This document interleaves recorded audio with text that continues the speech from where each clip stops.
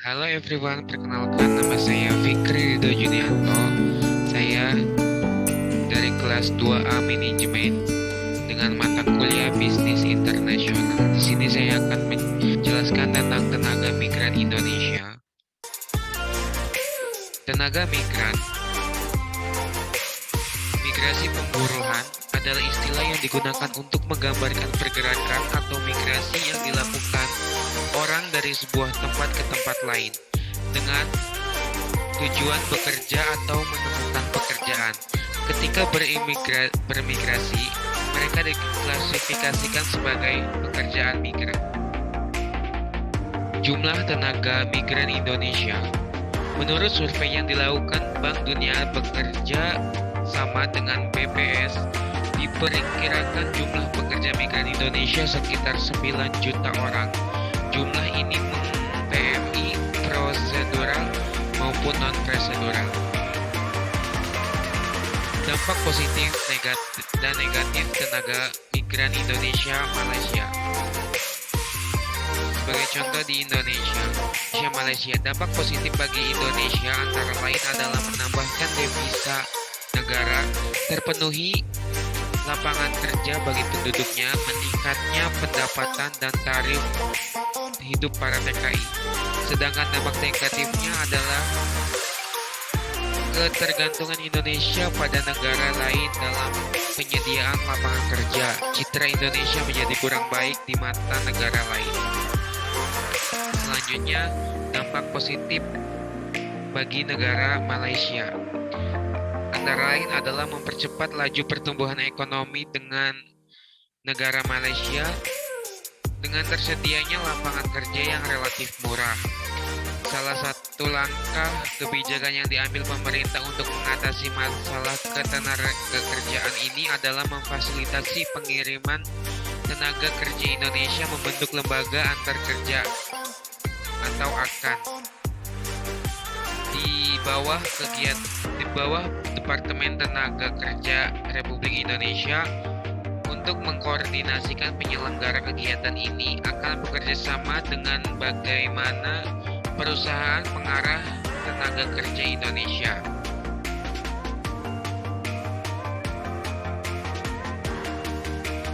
Negara-negara dengan tenaga migran terbesar di ASEAN. Yang pertama ada Filipina. Pekerja asing yang dimaksud memang bukan cuma pekerja domestik saja, melainkan juga mereka yang bekerja di sektor formal. Meskipun di Filipina ini mayoritas remitansi berasal dari pekerja di mid-level, namun jumlah pekerja domestiknya juga tergolong banyak. Jumlah remitansinya sebesar 7% dari total pendapatan negara. Sedangkan menurut International Labour Organization atau ILO, Filipina juga jadi negara ASEAN yang terbanyak mengirim tenaga kerja wanita. Meski demikian, Filipina tergolong sedikit lebih tegas dari Indonesia soal perlindungan pada pekerjaannya. Seperti kasus pembunuhan beberapa pekerja Filipina di Kuwait. Presiden Duterte memutuskan untuk memulangkan 10.000 pekerja domestiknya dari Kuwait. Selanjutnya ada Indonesia. Sebagai negara penerima remitasi terbesar kedua setelah Filipina di ASEAN, pada 2015 Indonesia menyumbangkan sekitar 125,2 triliun rupiah dengan mayoritas berasal dari uang yang dikirim pada TKI di luar negeri. Kebanyakan TKI dari sini bekerja di kawasan Timur Tengah dan Malaysia. Tapi sayangnya jumlah fantastis itu kurang dibarengi dengan kebijakan kuat yang melindungi pekerja migran terutama TKI di luar negeri. Buktinya masih banyak terjadi kasus penganiayaan dan pembunuhan TKI. Banyak juga pekerja di sana yang statusnya ilegal, padahal tingginya jumlah pekerja Indonesia di luar negeri ini kalau diatur lebih rapi lebih bisa menjadi sumber devisa negara. Selanjutnya ada Myanmar.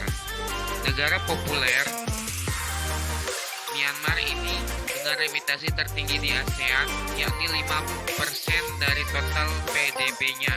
Pekerja domestik asal Myanmar ini besar beberapa negara seperti Thailand, Malaysia, Singapura, dan Cina. Beberapa juga yang mengadu nasib di Korea Selatan, Jepang, Qatar, dan UEA. Masalah ilegalitas ternyata tak cuma terjadi di lingkup tenaga kerja Indonesia saja, tetapi juga Myanmar. Dari data ILO terhitung dari 1,6 juta orang yang bekerja di Thailand, hanya sekitar 200.000 orang saja yang punya dokumen resmi. Selanjutnya ada Kamboja. Negara populer tujuan pekerja migran asal Myanmar adalah Thailand, kedua adalah Korea Selatan, tapi sama halnya dengan Myanmar, sebuah data menunjukkan kalau pekerja Kamboja yang resmi terdaftar sesuai MOU yang disepakati dengan negara tujuan adalah jumlah kurang dari 10%. Kini Kamboja yang merumuskan kebijakan komprehensif bagaimana memanfaatkan tingginya jumlah pekerja migran ini bersama ASEAN Economic Community atau AEC. Selanjutnya yang terakhir ada Sri Lanka. Sri Lanka menurut ILO sekitar 60-80% pekerja migran dari Sri Lanka berjenis kelamin wanita dan 92% persebarannya ke negara-negara Timur Tengah seperti Saudi Arabia, EUA, Kuwait, dan Qatar. Sri Lanka juga termasuk negara yang pekerja domestiknya sangat dilindungi undang-undang buruh, sama halnya seperti Hong Kong, Thailand, dan Malaysia. Ini karena migrasi pekerja termasuk bagian penting yang mempengaruhi ekonomi di negara tersebut. Wajar jika pelaksananya betul-betul diperhatikan.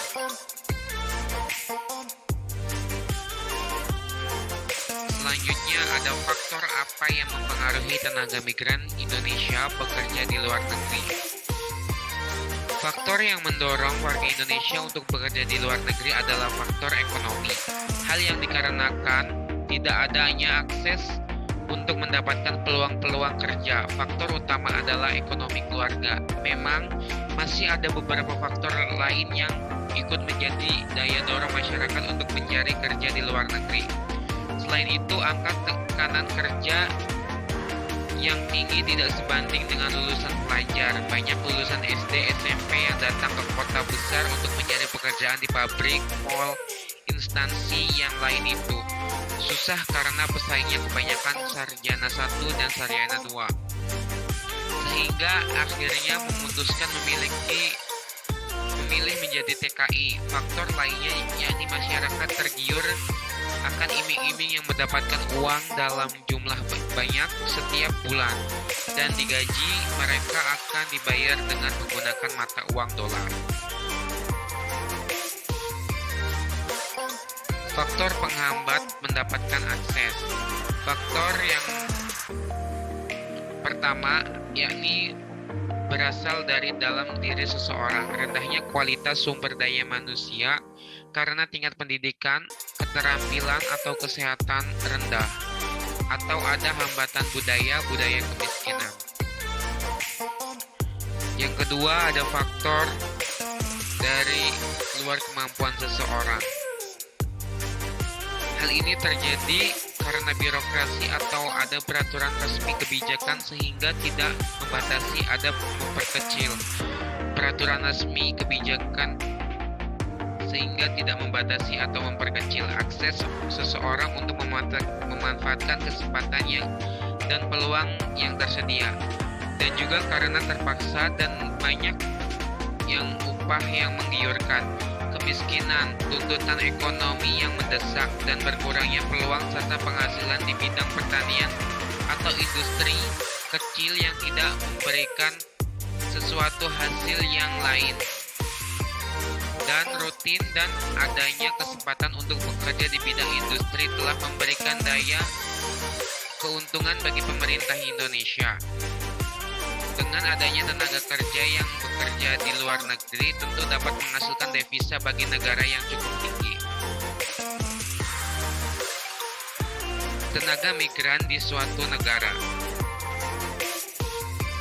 Pekerjaan migran mencakup sedikitnya dua tipe, yaitu pekerja migran internal dan pekerja internasional. Pekerja migran internal berkaitan dengan urbanisasi, sedangkan pekerja migran internasional tidak dapat dipisahkan dari globalisasi. Pekerja migran internal atau dalam negeri adalah orang-orang yang berimigrasi dari tempat asalnya untuk bekerja ke tempat lain yang termasuk dalam wilayah Indonesia. Sedangkan pekerja migran internasional atau luar negeri adalah mereka yang meninggalkan tanah airnya untuk mengisi pekerjaan di negara lain. Di Indonesia, pengertian ini menunjukkan pada orang Indonesia yang bekerja di luar negeri atau yang dikenal dengan istilah tenaga kerja Indonesia TKI. Karena persoalan TKI ini seringkali menyentuh para buruh wanita yang menjadi pekerja kasar di luar negeri. TKI biasanya diidentikan dengan tenaga kerja wanita, TKW atau Nakerwan. Selanjutnya ada siapakah pekerja migran? Organisasi Pemburuh Internasional atau International Labour Organization atau ILO mendefinisikan seorang pekerja migran sebagai seorang yang berimigrasi atau telah berimigrasi dari satu negara ke negara lain, dengan sebuah gambaran bahwa orang tersebut akan dipekerjakan oleh seseorang yang bukan dari dirinya sendiri, termasuk siapapun yang biasanya diakui sebagai seorang migran untuk bekerja. Mungkin cukup seperti itu saja penjelasan dari saya, kurang lebihnya mohon maaf. Saya